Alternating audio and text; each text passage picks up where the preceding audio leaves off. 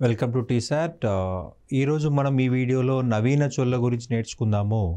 గత వీడియోలో ఆల్రెడీ మనము నవీన చోళ గురించి ప్రారంభించుకున్నాము. విజయాలయ చోళ అనే వ్యక్తి ఈ యొక్క వంశ స్థాపకుడు అని చెప్పుకున్నాము. ఈ వంశంలో మొదటి గొప్ప రాజు అంటే మొదటి పరాంతక చోళుడు, రైట్. అలాగే ఈ వంశంలో అతి గొప్ప రాజు చూసినట్లయితే రాజరాజ చోళ అని చెప్పాల్సి ఉంటుంది, రైట్. మనకి నెక్స్ట్ ఇంపార్టెంట్ రాజు వచ్చేసి మొదటి కులోతుంగ చోళుడు, అధిరాజేంద్రుడు చివరి చోళ పాలకుడు. ఈయనకు వారసులు లేని కారణంగా వేంగి చాళుక్య రాజరాజ నరేంద్ర అమ్మంగాదేవిల కుమారుడైనటువంటి చాళుక్య రాజేంద్రుడు కులోతుంగ చోళ పేరుతో 2 రాజ్యాలను పాలించడం జరిగింది. రాజరాజ నరేంద్ర అమ్మంగాదేవిల యొక్క కుమారుడే చాళుక్య రాజేంద్రుడు, రైట్. ఇతడు కులోతుంగ చోళ పేరుతో 2 రాజ్యాలను విలీనం చేసి, చోళ రాజ్యాన్ని చాళుక్య రాజ్యాన్ని విలీనం చేసి చాళుక్య వంశాన్ని ప్రారంభించడం జరిగింది. చోళ వంశాన్ని ప్రారంభించడం జరిగింది, రైట్. కులోతుంగ చోళుడు, రైట్, అమ్మంగాదేవి యొక్క కొడుకు. అమ్మంగాదేవి తన తండ్రి పేరునటువంటి రాజేంద్రని, రైట్, ఇతనికి పెట్టుకోవడం జరిగింది, రైట్. కులోతుంగ చోళుడు శైవ మత అభిమాని. శైవ మతం అంటే ఇష్టం ఇతనికి. అనేక సంస్కరణలు ప్రవేశపెట్టడం జరిగింది, రైట్. అందులో ముఖ్యంగా భూమిని మరలా సర్వే చేయించి పన్నులను విధించడం జరిగింది. చాలా అనవసరమైన పన్నుల్ని రద్దు చేసి సుంగం వితర అనేటువంటి బిరుదుని పొందడం జరిగింది. సుంకము పన్నులు, విత్డ్రా వెనక్కి తీసుకోవడము, సుంగం వితర పన్నులను రద్దు చేసిన వాడా అని అర్థము. అనేక అనవసరమైన పన్నుల్ని రద్దు చేశాడు కాబట్టి సుంగం వితర నుండి బిరుదు లభించిందనమాట, రైట్. ఇతని కాలం నుంచి ప్రధానంగా చూసినట్లయితే శైవ వైష్ణవ గొడవలు ఉన్నత శిఖరాలకు చేరుకున్నాయని చెప్పాల్సి ఉంటుంది. పల్లవుల కాలంలో ప్రారంభమయ్యాయి వైష్ణవులకి శైవులకు మధ్య గొడవలు. వైష్ణవులకి శివుడు అంటే పడదు, శివుడిని దేవునిగా వైష్ణవులు అంగీకరించరు, శైవులు విష్ణువుని దేవునిగా అంగీకరించరు. ఆ గొడవలు ఇక్కడికి వచ్చరికి విపరీతంగా పెరిగిపోయాయి. కులోతుంగ చోళుడు రామానుజాచార్యులను వేధించాడు. రామానుజాచార్యుని బలవంతంగా శైవ మతంలోకి మార్చే ప్రయత్నం చేయడం జరిగింది. అంటే ఈ రామానుజాచార్యుడు అక్కడి నుంచి హోయసల రాజ్యానికి వెళ్ళిపోవడం జరిగింది, పారిపోవడం జరిగింది, రైట్. కులోతుంగ చోళుడు వేధించడం వలన రామానుజాచార్యులు, రైట్, ఇతను వెళ్ళిపోవడం జరిగింది. హోయసల రాజ్యానికి వెళ్ళిపోయాడు. హోయసల రాజ్యం జైన మతానికి సంబంధించింది. ఇక్కడ బిత్తిగదేవ అనేటువంటి రాజు ఉన్నాడు. రామానుజాచార్యుడి యొక్క ప్రభావం వలన ఈ హోయసల రాజ్యమే జైన మతాన్ని వదిలేసి వైష్ణవ మతంలోకి వచ్చేసింది. బిత్తిగదేవతో పాటు సాధారణ ప్రజలు కూడా జైన మతాన్ని వదిలేసి వైష్ణవ మతంకి వచ్చేసారు. ఇతను బిత్తిగా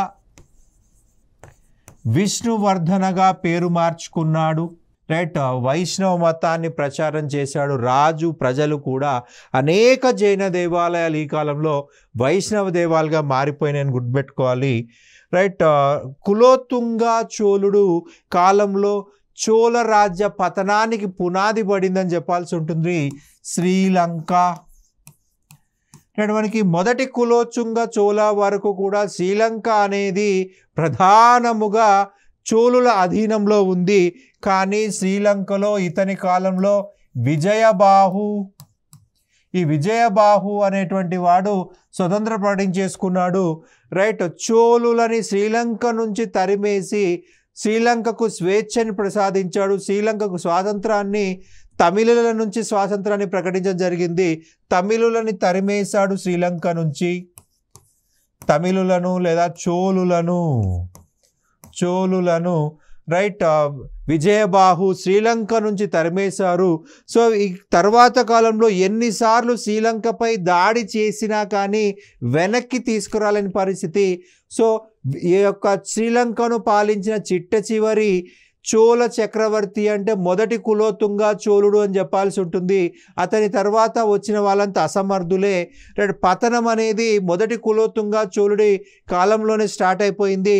రైట్, శ్రీలంకను పూర్తిగా కోల్పోయారు. రైట్, నాగపట్నంలో బౌద్ధ విహారానికి నిధులు దానంగా ఇచ్చాడు.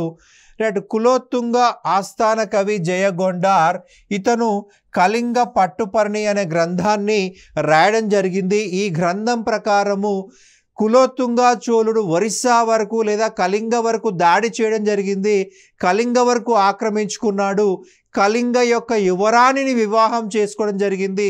రైట్, తిరుగు ప్రయాణంలో వస్తూ సింహాచలం వద్ద రైట్ సింహాచలం వద్ద కులోతుంగ చోళపురం అనే నగరాన్ని నిర్మించడం జరిగింది. సింహాచలం వద్ద కులోతుంగ చోళపురం అనే నగరాన్ని నిర్మించడం జరిగింది. ఈ విషయం మనకు కళింగ పట్టుపర్ణి అనే గ్రంథంలో జయగొండార్ రాయడం జరిగింది. రైట్, కులోతుంగుడి యొక్క ఇతర విజయాల గురించి కూడా మనకి ఈ గ్రంథం వివరిస్తూ ఉంది. మనకు పుగలెంది అనే అతను నలవేంబ అనే గ్రంథాన్ని రాశాడు.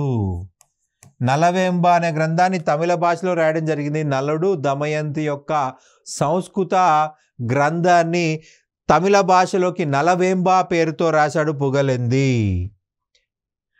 రైట్, మనకి చిట్ట చివరిగా చూసినట్లయితే కులోతుంగుడి కాలంలో రైట్ ఇలంగై వలంగై అనే రెండు వర్గాల మధ్య పోరాటాలు జరిగాయి. ఇలంగై వలంగై, కుడి చేతి ఉత్తుల వారు ఎడమ చేతుల ఉత్తుల వారు ఒకరిపై ఒకరు దాడులు చేసుకోవడం జరిగింది. సో శాంతి భద్రతలు అతను కాపాడలేని పరిస్థితి, శాంతి భద్రతలు కాపాడలేని పరిస్థితి.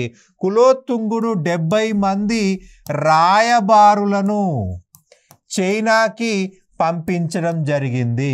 తన వ్యాపారాన్ని చైనాలో అభివృద్ధి చేయడం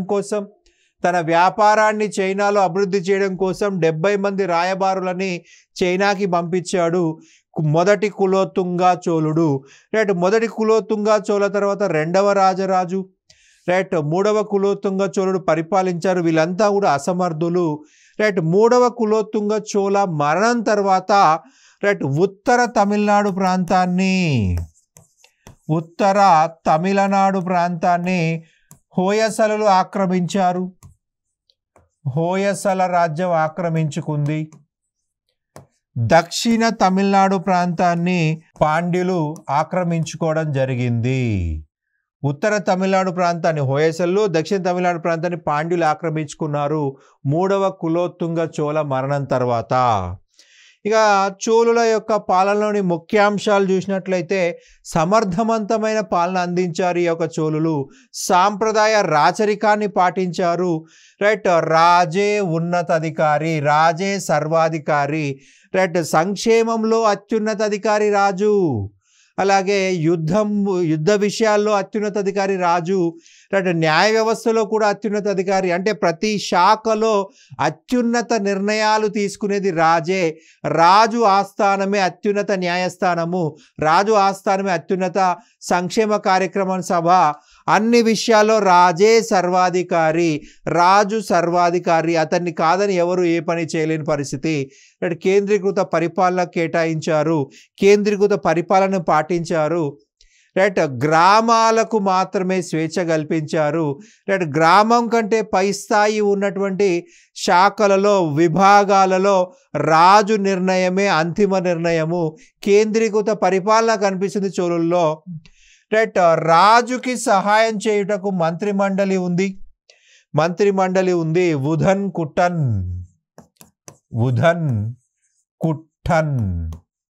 మంత్రిమండలి ఏమని పిలిచారండి? ఉదన్ కుట్టన్ అని చెప్పేసి పిలవడం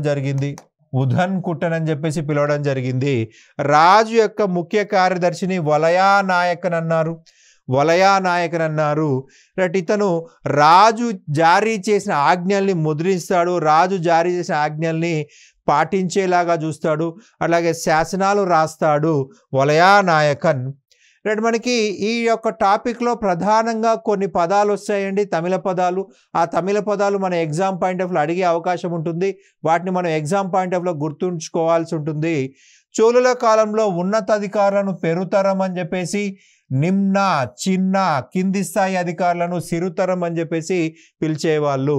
ఉన్నతాధికారులనేమో పెరుతరం అని చెప్పేసి, కింది స్థాయి అధికారులేమో సిరుతరం అని చెప్పేసి.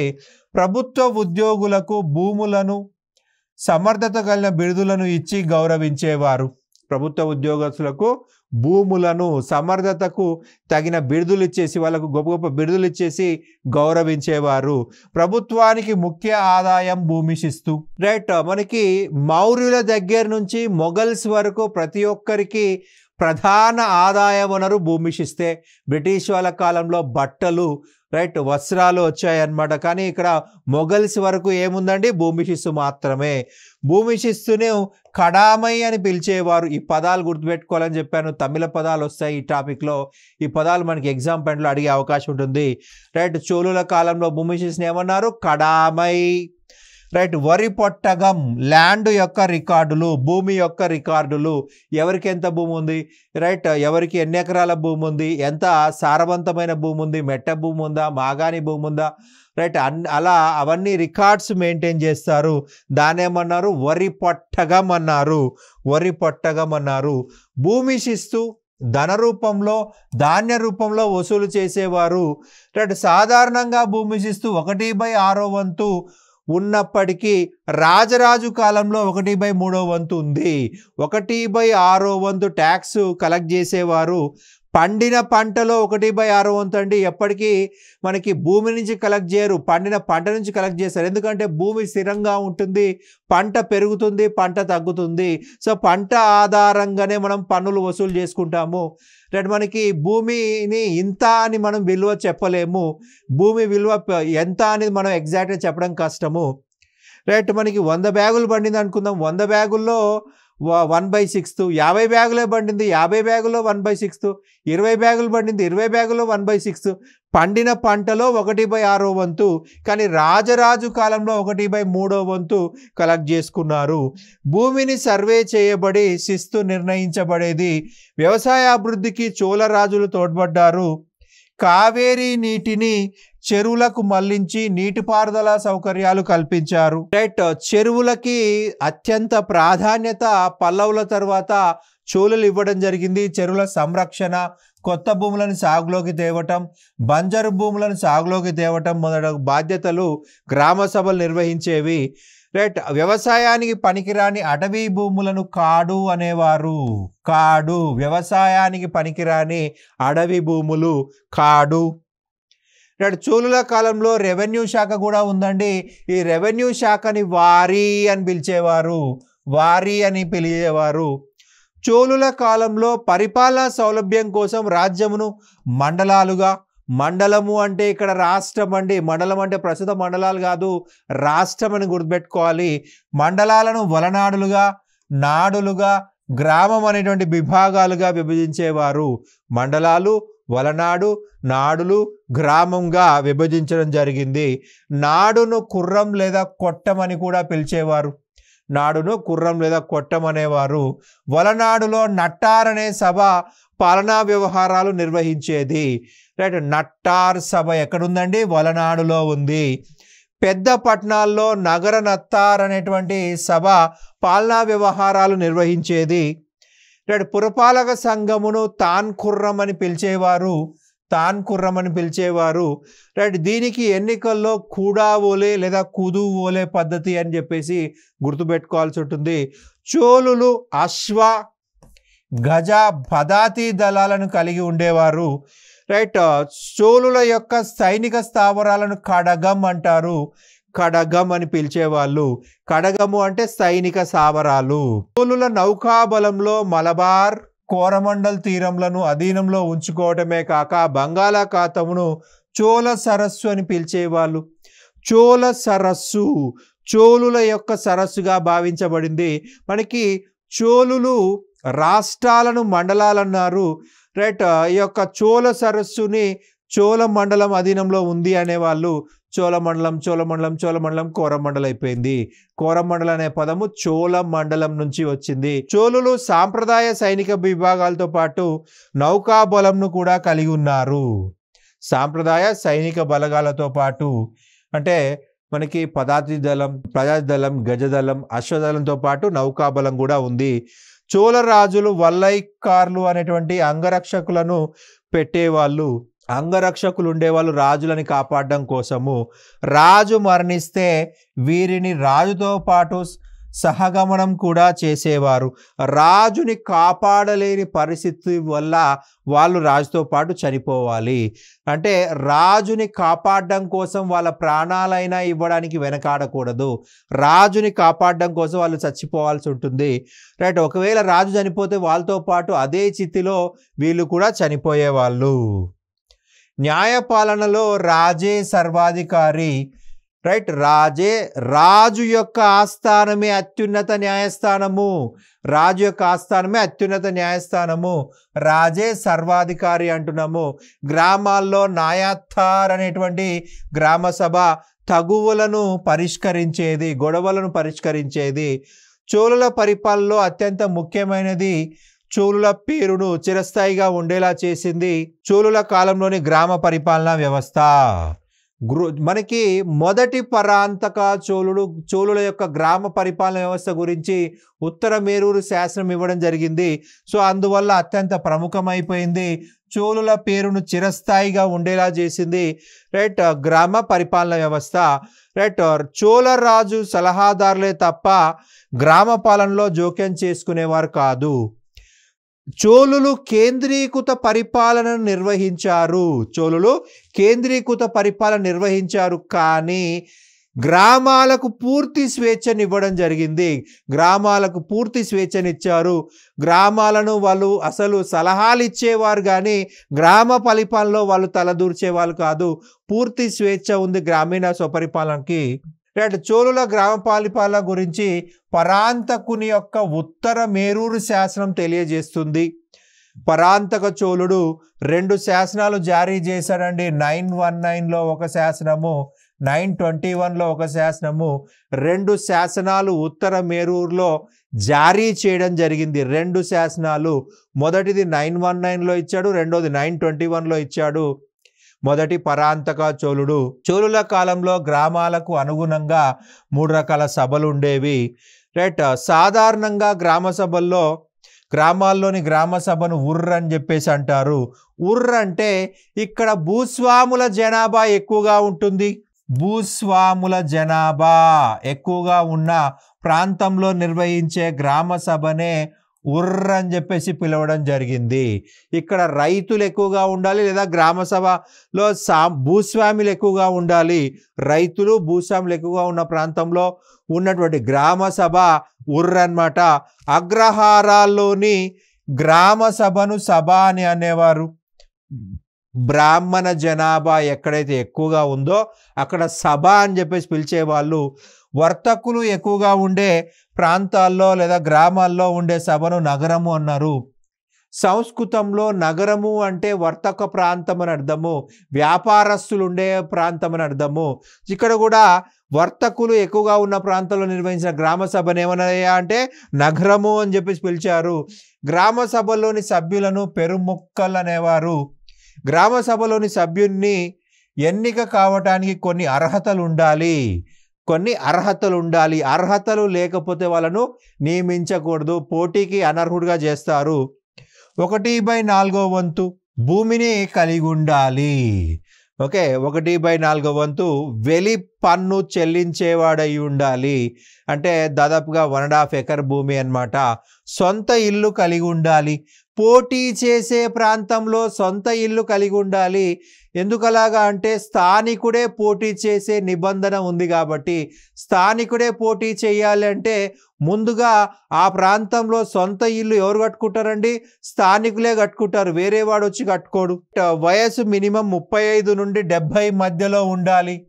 రైట్. 34 సంవత్సరాలు ఉన్నా పోటీ చేయరాదు, 71 ఉన్నా పోటీ చేయరాదు.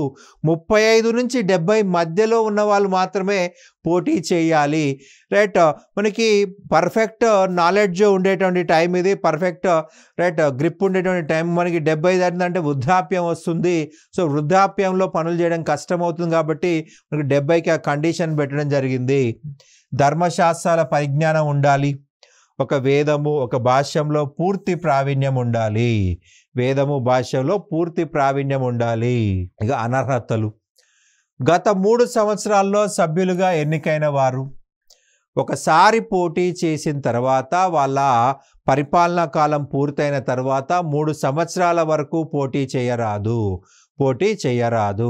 రైట్. మళ్ళీ 3 సంవత్సరాల తర్వాత మళ్ళీ పోటీ చేయొచ్చు. అది ఒక అనర్హత. దుర్వ్యసనాలు, అక్రమ ఆస్తులు కలిగి ఉండకూడదు. ఓకే, కలిగి ఉంటే వాళ్ళు అనర్హులు. పంచమహాపాపాలు చేసిన వారు, వారి దగ్గరి బంధువులు కూడా పోటీ చేయడానికి అనర్హులు. మానసిక రోగులు అనర్హులు. తాగుబోతులు అనర్హులు. రైట్. ఎందుకంటే గ్రామ సభ డబ్బులన్నీ కూడా తాగడానికే మిస్యూజ్ చేస్తారు కాబట్టి తాగుబోతులు అనర్హులు. రైట్. మనకి అలాగే ఎవరైతే నిర్లక్ష్యంగా వ్యవహరిస్తారో, మానసికంగా పర్ఫెక్ట్గా ఉండరో వాళ్ళని అనర్హులుగా ప్రకటించడం జరిగింది. ఒకసారి పోటీ చేసిన తర్వాత 3 సంవత్సరాల వరకు పోటీ చేయకూడదు. మరొకటి, పోటీ చేసే ముందు ఖచ్చితంగా వాళ్ళ ఆస్తుల వివరాలు చెప్పాల్సి ఉంటుంది. రైట్. దిగిపోయిన తర్వాత వాళ్ళ ఆస్తులు, వాళ్ళ కుటుంబ సభ్యుల ఆస్తులు కూడా ఇవ్వాల్సి ఉంటుంది. ఓకే, విపరీతంగా ఆస్తులు పెరిగినట్లయితే వాటిని లాక్కుంటారు. గ్రామమును 30 కుటుంబాలుగా విభజించి ఒక్కొక్క కుటుంబం నుండి ఒక సభ్యున్ని ఎన్నుకుంటారు. గ్రామ సభ్యులను కుండా ఒలే పద్ధతి అనగా కుండలో అర్హులైన వారి పేర్లు రాసి ఒక బాలుడితో తీయించేవారు. పోటీ చేయాలనుకున్న వారి పేర్లన్నీ కూడా రాసి పేపర్లో రాసి కుండలో వేసేవాళ్ళు. ఆ కుండలోంచి ఒక చిన్న పిల్లవాడి ద్వారా తీసేవాళ్ళు అనమాట. అలా ఎంపికైన వాళ్ళని గ్రామ సభకి పంపించేవాళ్ళు. గ్రామ సభల సభ్యుల కాల పరిమితి 1 సంవత్సరము. రైట్. ఎన్నికైన సభ్యులు వివిధ ఉపసంఘాలుగా ఏర్పడి వివిధ రకాల విధులు నిర్వహించేవారు. మనకి ఉపసంఘాలను లేదా కమిటీలను వరియం అని పిలిచేవాళ్ళు. రైట్. వరియంలోని సభ్యులను వరియార్ అని పిలిచేవాళ్ళు. వరియార్ అని చెప్పేసి పిలిచేవారు. రైట్. ఉపసంఘాలు లేదా ఉప కమిటీలను వరియం అన్నారు. వరియం యొక్క మెంబర్స్ వరియారు. రైట్. గ్రామాల్లో కమిటీలు ఉండేవి. ఎగ్జాంపుల్ చూసినట్లయితే ప్రధానంగా నీటి వరియం, నీటి కోసం ఒక వరియం ఏర్పాటు చేశారు గ్రామ ఉపసంఘము. నీటి వరియం. రైట్. అలాగే ఏరి వరియం, అలాగే మనకి ఈ యొక్క పాన్ వరియం, బంగారు వ్యాపారం చేసేటువంటి వాళ్ళ కోసము వ్యాపారం. ఉదాసీన వరియం, సన్యాసులను కాపాడడం కోసము. ఇట్లా చిన్న చిన్న కమిటీలు అనేవి ఉండేవన్నమాట. తోట వరియం, తోటల పెంపకం పైన అవగాహన ఉండాలి, అటువంటి వ్యక్తులు దాంట్లోకి అపాయింట్ చేస్తారు. తోట వరియం, తోటల పెంపకాన్ని అభివృద్ధి చేయడం కోసం తోట వరియం. ఇలా ఉప కమిటీలు వేశారు, దాన్ని ఏమన్నాం వరియం అంటున్నాము.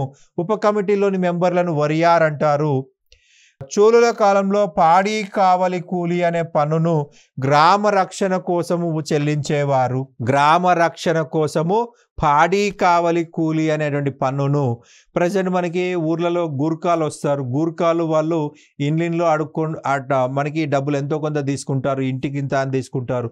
ఆ టైంలో పాడి కావలి అనే పేరుతో, పాడి కావలి కూలి అనే పేరుతో ఒక పన్నులు వసూలు చేసి రక్షణ కల్పించినందుకు, రాత్రిపూట దొంగల భయం లేకుండా చేసినందుకు ఈ యొక్క గ్రామ రక్షణ కోసము ప్రజల నుంచి కలెక్ట్ చేసుకుని వాళ్ళకు జీతాలు ఇచ్చేవారు.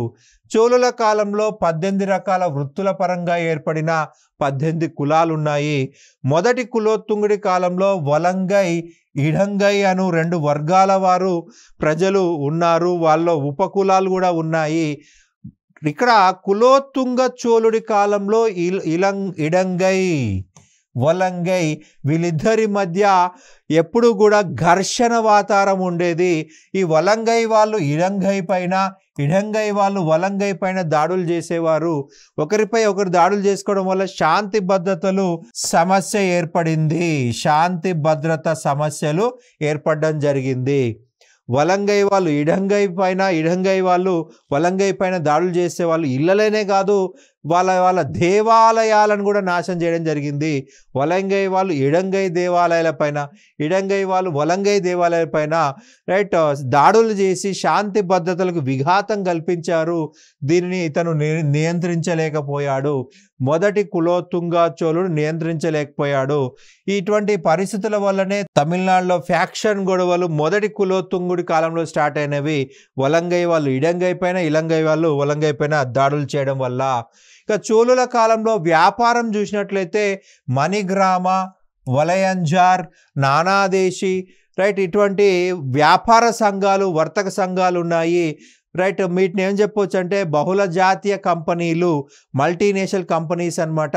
మలయా, మలేషియా, అన్నాం, Vietnam, right Java, Sumatra, Indonesia ఇటువంటి దేశాలతో వ్యాపారం చేశారు. మనకి నానాదేశి విన్నాగార ఈ సంస్థ బర్మాలో ఒక విష్ణు దేవాలయం నిర్మించింది. ఈ బర్మాని మనం ఇప్పుడు ఏమంటున్నాం, మయన్మార్ అంటున్నాము. ఒక విష్ణు దేవాలయం నిర్మించింది.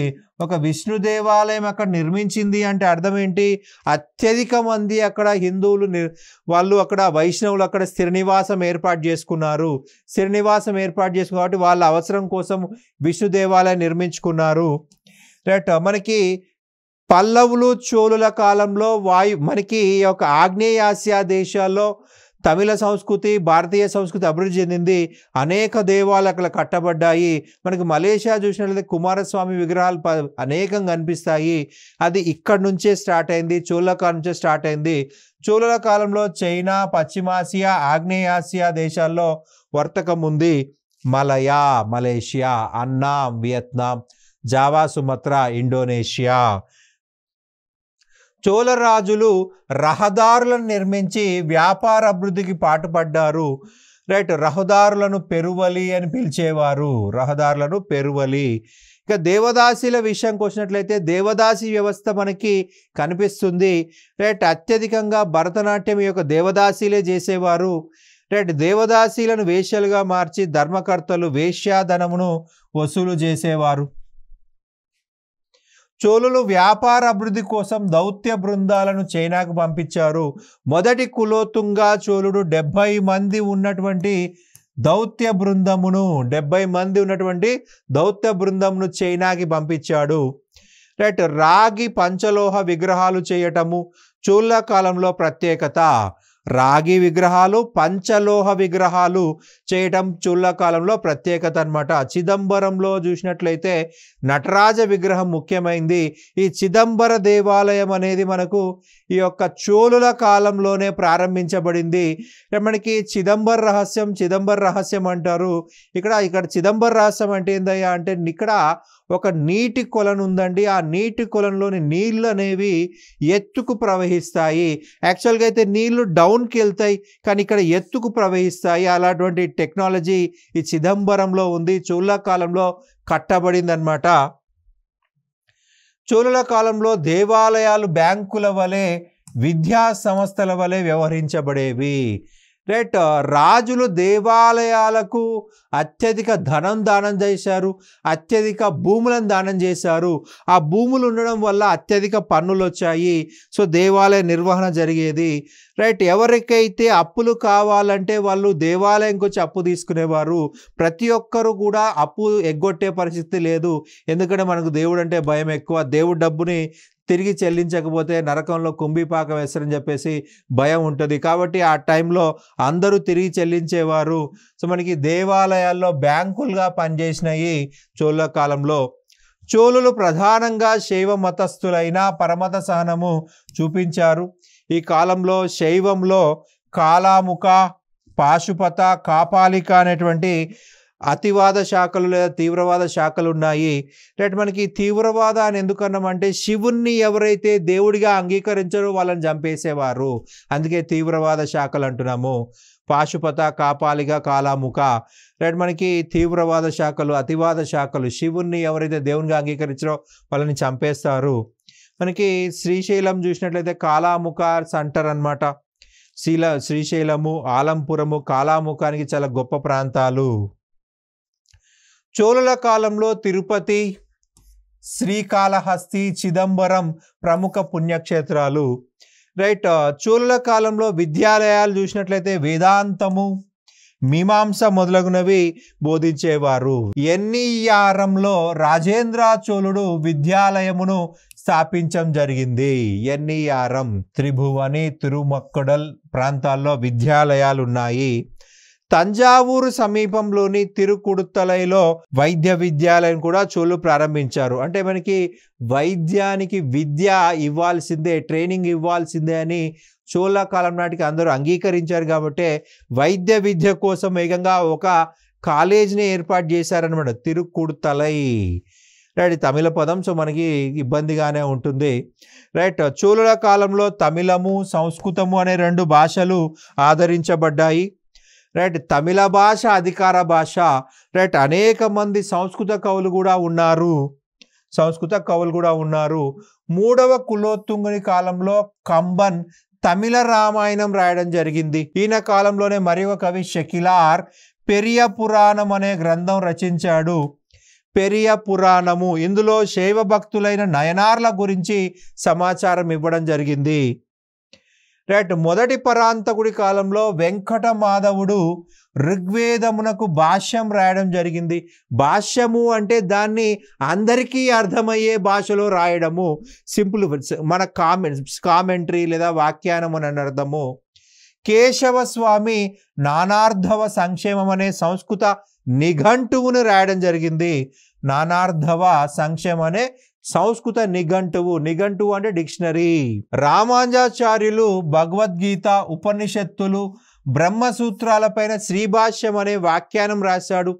వ్యాఖ్యానము అందరికీ అర్థమయ్యే భాషలో రాయడమే వ్యాఖ్యానము, మనం మాట్లాడుకునే భాషలో చెప్పడమే వ్యాఖ్యానం అన్నమాట. చోళులు అనేక దేవాలయాలు నిర్మించారు. పల్లవుల కాలంలో ప్రారంభమైన ద్రవిడ శిల్పకళా రీతి కొనసాగించబడింది. చరిత్రలో చాలా గొప్ప స్థానాన్ని సంపాదించుకున్నారు ఈ యొక్క చోళులు.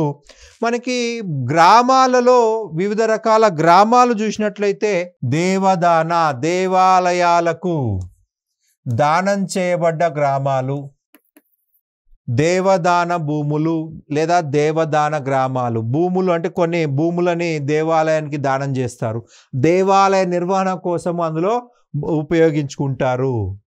బ్రహ్మదేయ, బ్రాహ్మణులకు దానం చేసిన భూములు, బ్రాహ్మణులకు దానం చేసిన భూములు, బ్రాహ్మణుల నిర్వహణ కోసం దానం చేసిన భూములు బ్రహ్మదేయ. మనకి అగ్రహారం అంటారు కదా, అంటే అగ్రహారం అనే పదం ఉత్తర భారతదేశానిది, దక్షిణ భారతదేశంలో బ్రహ్మదేయము. బ్రాహ్మణులకి ఉత్తర భారతదేశంలో భూములు దానం చేసే అగ్రహారము, దక్షిణ భారతదేశం అయితే బ్రహ్మదేయము. శాలభోగ దానం చేయబడి భూములు, పాఠశాల నిర్వహణ కోసము. రైట్, మనకి పల్లి చందం జైన సంస్థలకు దానం చేయబడ్డ భూములు, జైన మత సంస్థలకు దానం చేయబడిన భూములే పల్లి చందం. ఇవి కొన్ని రకాల భూదానాలు అని చెప్పాల్సి ఉంటుంది. రైట్, ఇది మనకు ముఖ్యంగా చోళుల యొక్క సమగ్ర సమాచారము. ఈ యొక్క చోళుల నుండి మనకి ఎటువంటి క్వశ్చన్స్ వస్తాయంటే ప్రధానంగా చూసినట్లయితే మనకు గ్రామీణ స్వపరిపాలన గురించి చెప్పినటువంటి పరాంతక చోళ శాసనం, ఉత్తర మేరూరు శాసనము, అలాగే చోళుల యొక్క పరిపాలన, మండలము, వలనాడు, నాడు, ఈ మనకి అలాగే కొన్ని గ్రంథాలు. రైట్, యుద్ధ విజయాల గురించి నేర్చుకోవాల్సి ఉంటుంది. ఇది మనము ఓవరాల్గా చూడాల్సి ఉంటుంది. Thank you.